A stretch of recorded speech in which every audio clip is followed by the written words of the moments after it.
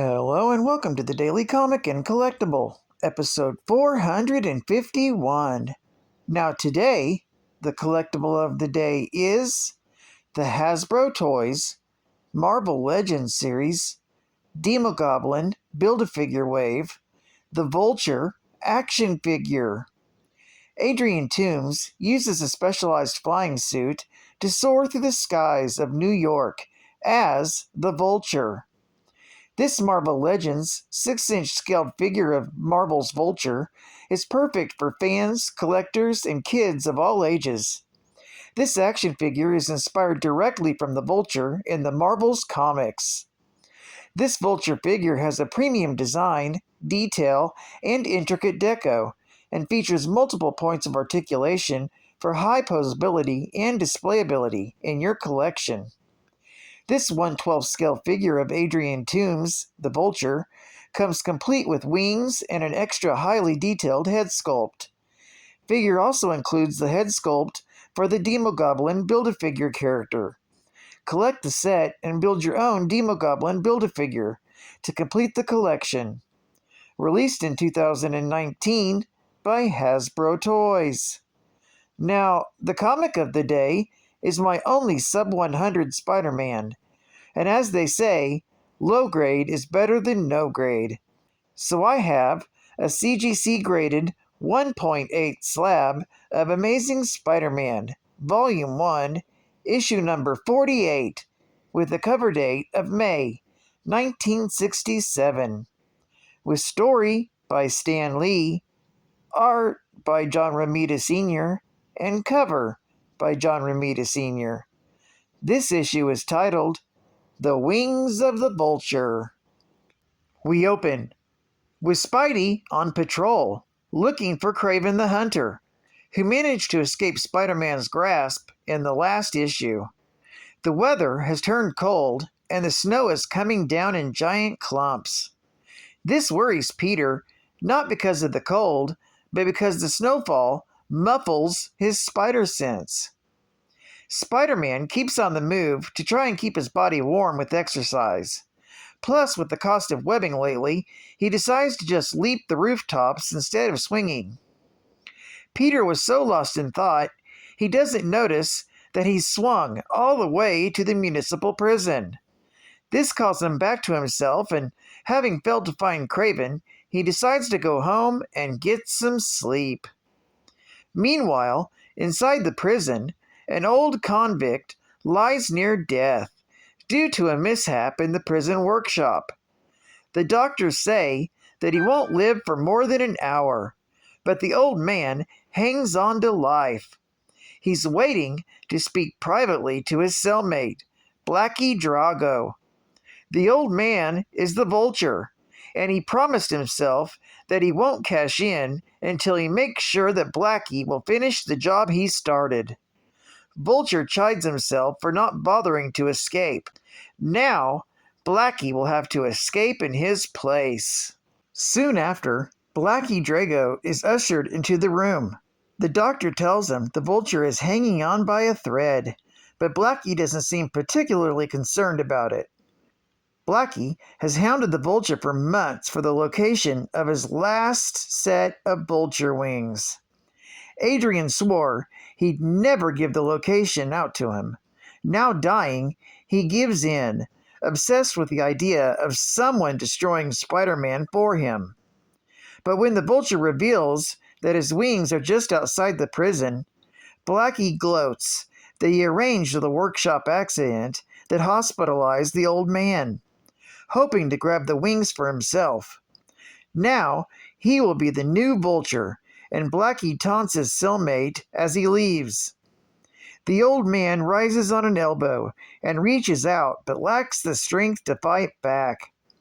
He settles back in bed and rues his lost opportunity. He's sure he would have defeated Spider-Man the next time, as he conjures up thoughts of fighting Spidey once more. Now, he will never have the chance. His only consolation is that Blackie, younger and stronger than he, is sure to destroy the wall crawler for him.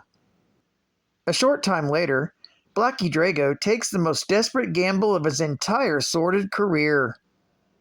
In his capacity as a trustee, Drago can roam within the prison walls at will. He uses his privilege to knock out a guard and steal a car that is just exiting the compound. Blackie then drives the car through the prison gates, gunning it through the snow. The clubbed guard is already recovering and reaches for the nearby phone to report the escape.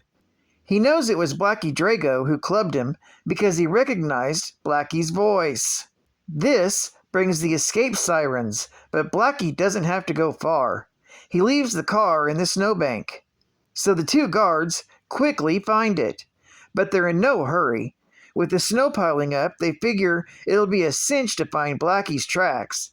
But before they arrive, Drago has found the Vulture's wings in a plastic bag. He slips them on, and hearing the guard's voice, he decides that there's no time to practice. He has to take off right away. It takes him a moment to get the hang of them. He flounders, losing altitude, flapping his arms as the guards take shots at him. But he remembers what the Vulture always said about air currents, downdrafts, and wind velocity.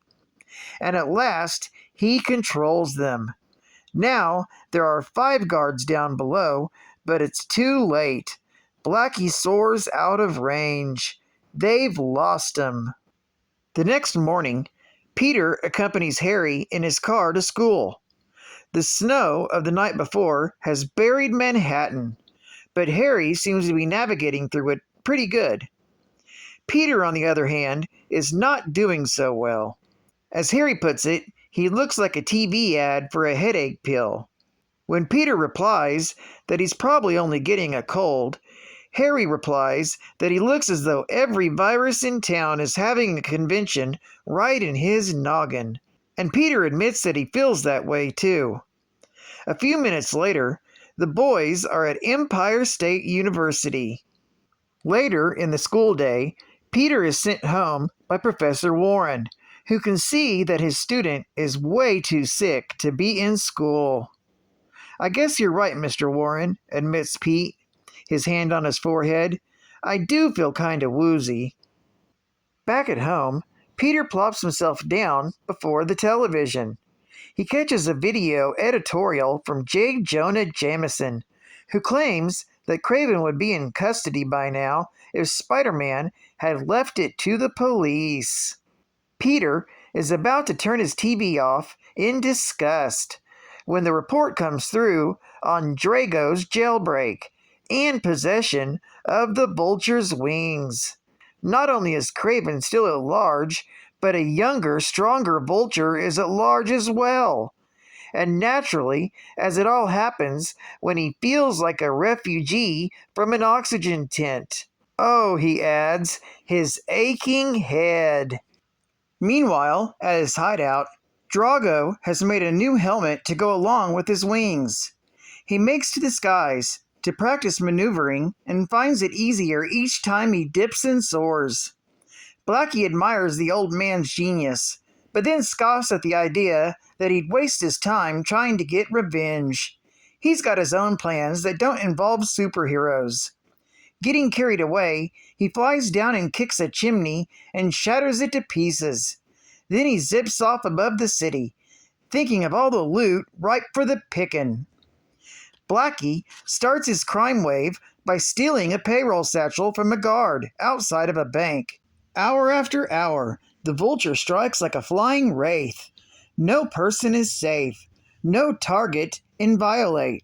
At home, Peter listens on the radio about the Vulture's crime wave and decided enough is enough. But while trying to put out on his outfit, he almost passes out. Peter decides, no matter how sick he is, the Vulture is his problem, and he can't let a cold knock him out.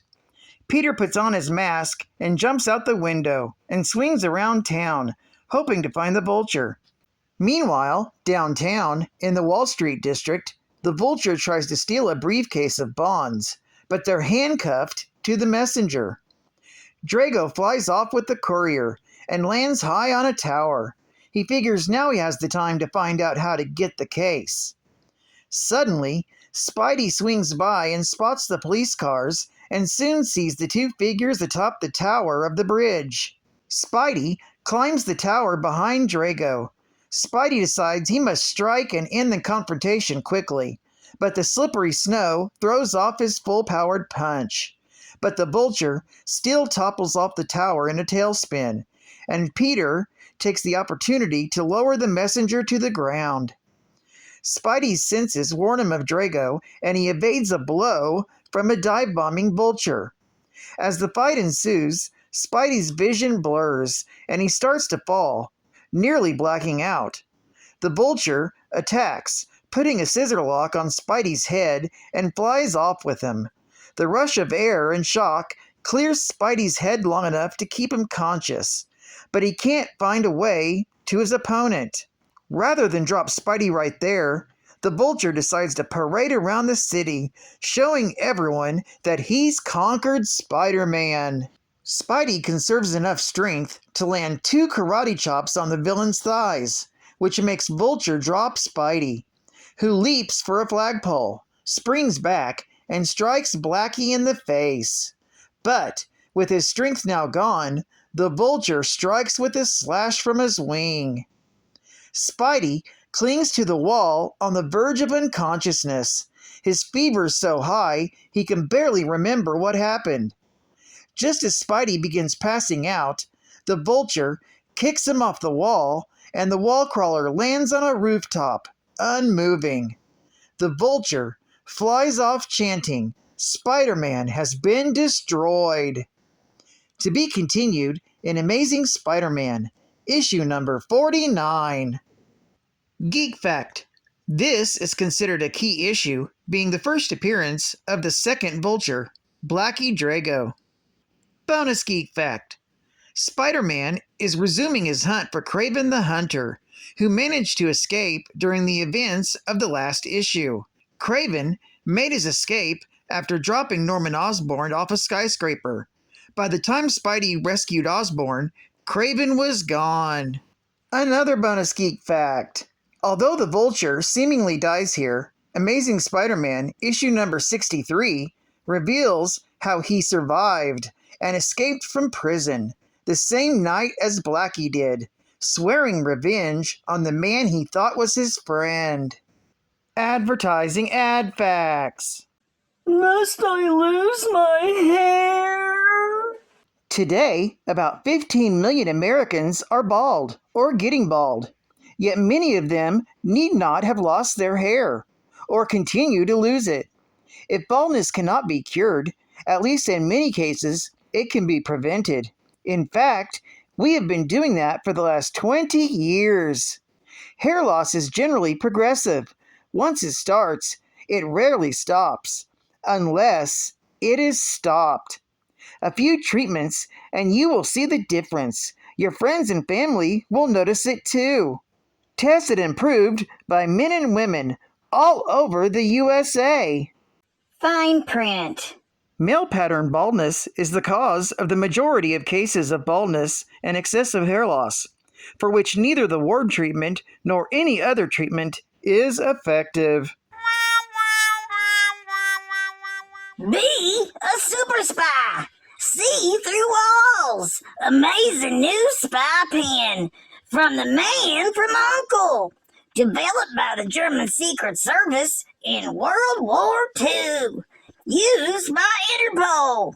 Can also be used as a powerful telescope. No other device gives both features. Secret wide-angle vision and telescopic close-ups. Plus book it on Spy Secrets and autograph pictures of the stars from U.N.C.L.E. Precision optical instrument. Yeah, I would.